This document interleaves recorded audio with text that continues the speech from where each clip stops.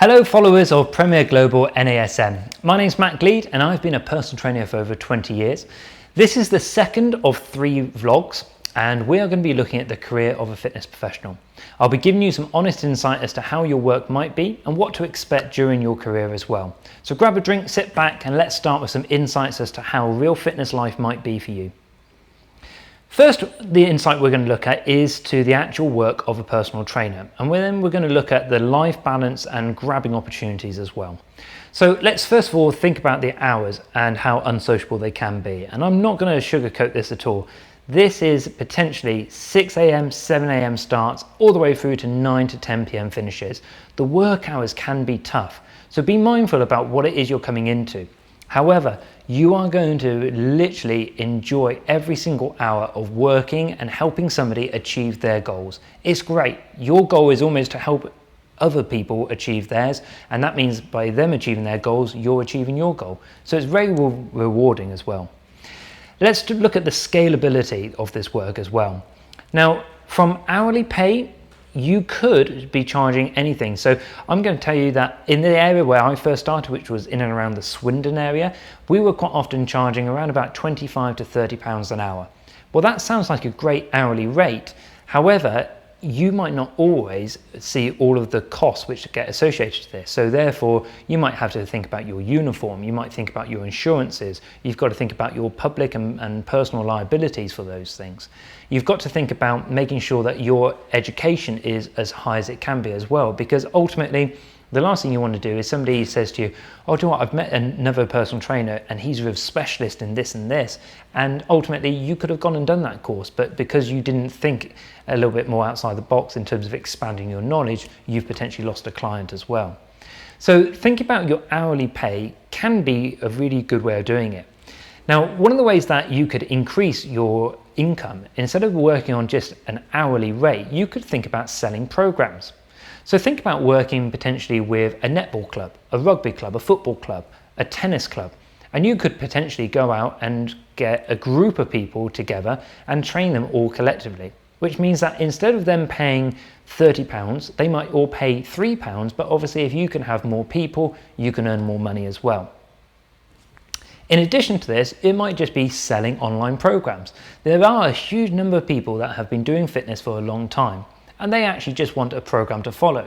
It might be an 8-week program, it might be a 12-week program. So you could sell their workouts to them, but they already know the exercises. And it might just be that if they're unsure of an exercise, you just need to do a little quick video to show them exactly how you want them to do that exercise as well. So it's a nice way of doing that online personal training, and it is a way that you don't always just have to work for a full hour to have income as well. Now, if you look at some of the big celebrity trainers, they often have these challenges and they'll have an app.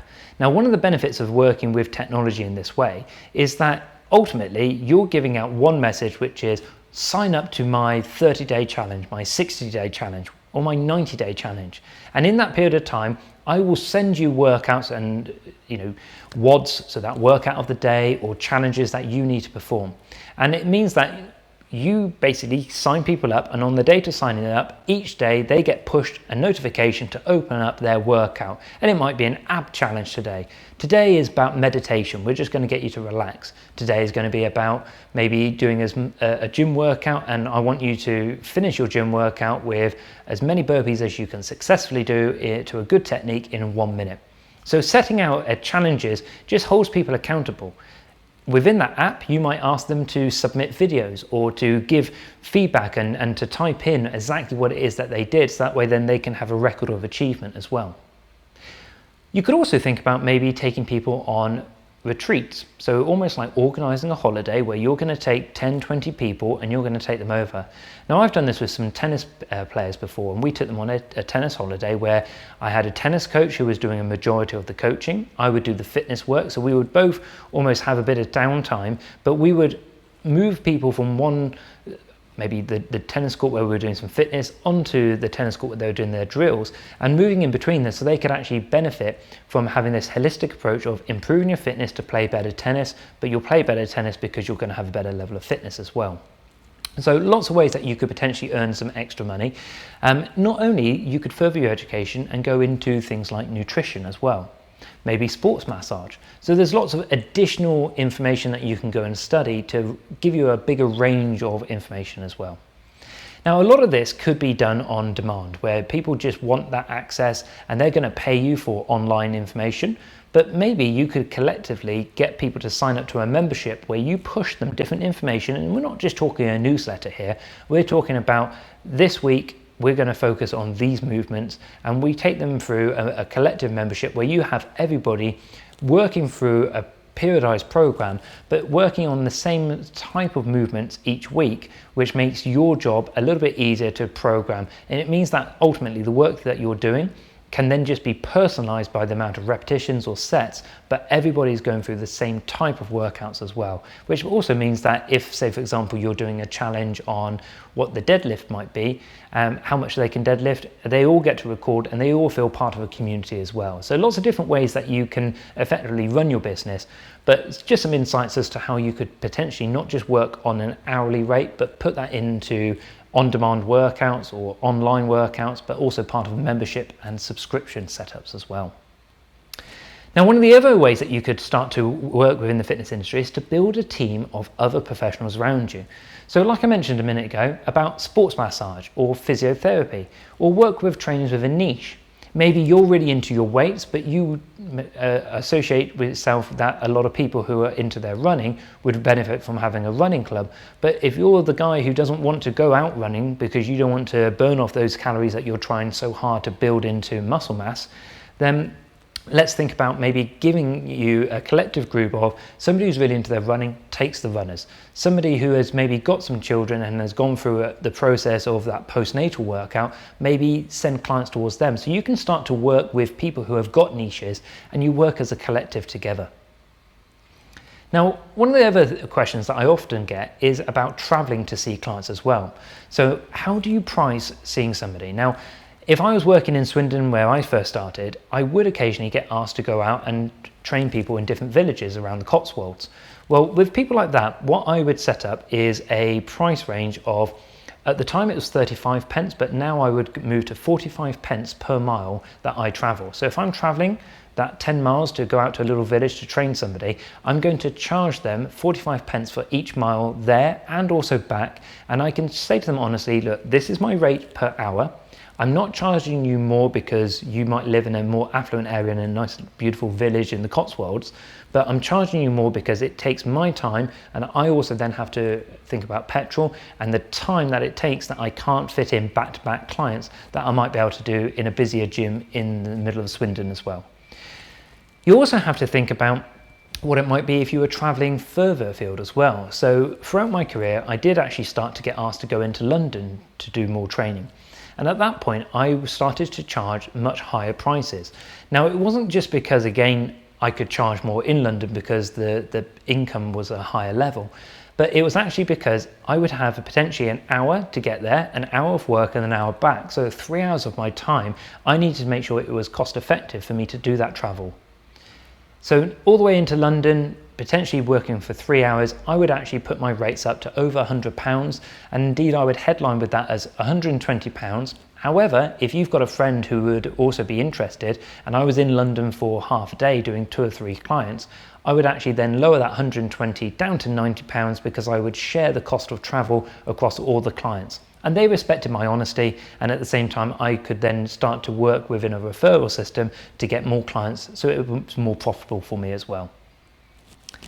In addition to that, think about trips away. I don't know about some of you which have aspirations of working with maybe some athletes where you might be asked to travel. So some of the work that I did is I would then move to a day rate, where if you want me to train you and you want us to go and travel and we're away for a week or maybe 10 days, then I'm going to charge you a day rate for every single day that I'm away from my business. Because not only have I got to now find another trainer to look after the rest of my clients, but I also need to make sure that it's financially rewarding for me to spend that much time away from driving and retaining my business as well. So think about the day rate that you would personally like to earn, and then start thinking about if a client asks you to go away, you don't just take it as, oh, well, I would like a holiday as well. Think of it as that is a day of my time, and what that day rate to you now should be an accumulation of how much an hour you would be earning and how many hours a week or how many hours a day you'd be working as well. So let's start talking about some of the celebrities that you potentially might be working with. A lot of them will have a privacy agreement or a non-disclosure set up, where if you ever hear of a personal trainer saying, oh, I've trained this person, I've trained that person and this celebrity, I always think twice about that, because there are so many people who would like to hire a personal trainer, but they quite often want to have that privacy.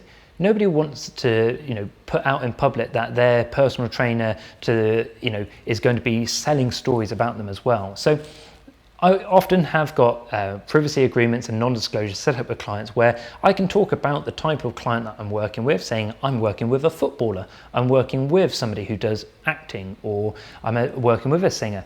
But all the time there is that non-disclosure to say that I would never name them or share personal data as well, which really should be in place for all of your clients, but it's even more critical with people who are in the public eye as well. In terms of how to act with those people, they really want to be just respected for what it is that they've achieved in their life, but they also do want to be treated as a normal person, that they're there to be trained and they want to be pushed and worked hard.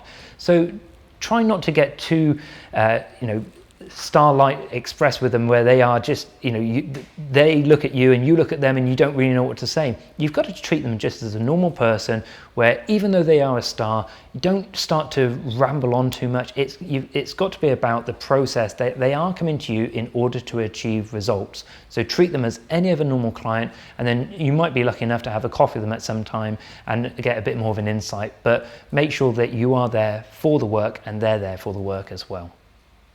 So that concludes our second video. We do have a third part to this trilogy, and in the next video we are going to be looking at the opportunities that you might have and how you could specialize in nutrition or performance.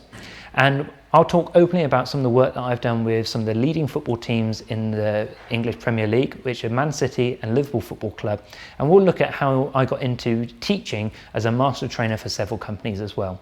So look forward to that third episode.